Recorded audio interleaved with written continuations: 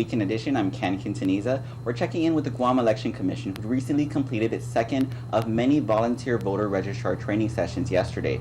I'm joined here by Executive Director Maria Pangilinan. Maria, thank you again for joining us. Can you tell me, how is the GEC preparing for this year's election?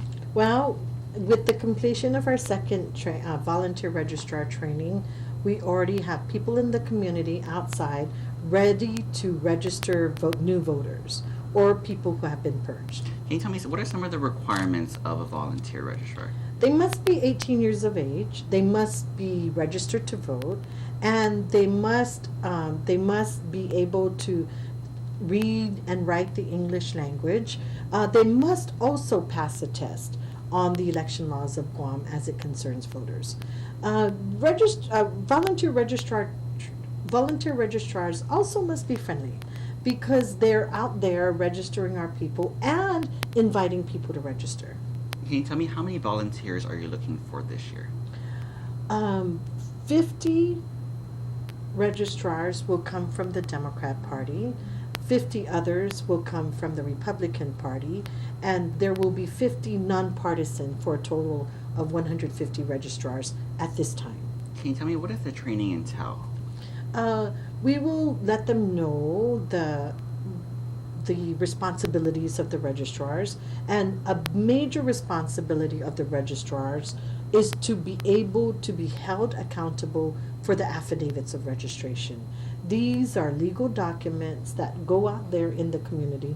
They must come back to us. So that's a major responsibility, and probably the most difficult for the volunteer registrars, as they are required to come back to visit us every 15 days to turn in the completed registration forms that they filled out. Has it been a challenge trying to get volunteers in the past few years? Yes, but fortunately for us, as you may know, this is only my second election. The last time it went pretty smoothly with volunteer registrars, and we hope it goes very smoothly again for this time. Can you tell me, ultimately, why is this important to have volunteer registrars and also to register people to vote? You know, the election process is based on the foundation. The foundation of the election process is voters. And voters, the more voter participation we have, the better off we are. The last gubernatorial election, and by the way, the trend is whenever there's a gubernatorial election, more voter participation is expected. And in this election, if we have the measure on the medical marijuana, that too we anticipate will attract more voters. Last year, the last gubernatorial election, there were over 40,600 voters that participated. We hope that we will surpass that and bring out more voters to participate. I know in addition to registering to vote for the election, your volunteers are also doing the decolonization registry. Oh, thank you for asking, and that's correct. At this point, we have 6,300 native inhabitants registered, and we hope to increase that. By law, the Guam Election Commission is mandated to promote the registration of native inhabitants. So as the volunteer registrars are trained to register voters, they are also being trained for the decolonization registry. So when the registrars go out in the community, they will have with them affidavits of registration for voters and decolonization registration affidavits so that native inhabitants can vote. Is there a common place, or is there any place we can expect these volunteers to be at? You know, because they are volunteers, they are free to go wherever they are needed. So I think, right now, we don't have anything in line, but their names and contact information will appear on our website.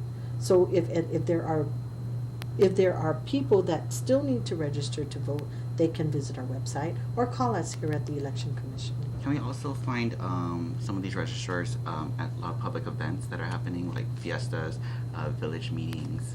I would presume that they would be interested in going there, yes. And I think that's the standard practice in the past. Okay. Yes, and these registrars are coming More than half of them will be coming from the respective political parties, and I expect them to be I expect them to have a big presence at the village meetings throughout the island.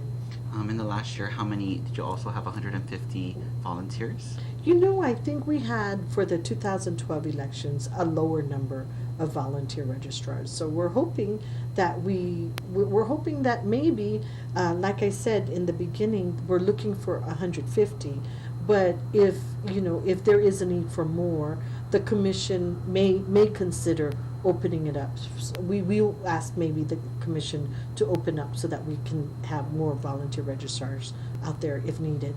The population of Guam has grown, so maybe there is a need for more. I know you mentioned about the gubernatorial election and the possible medicinal marijuana measure.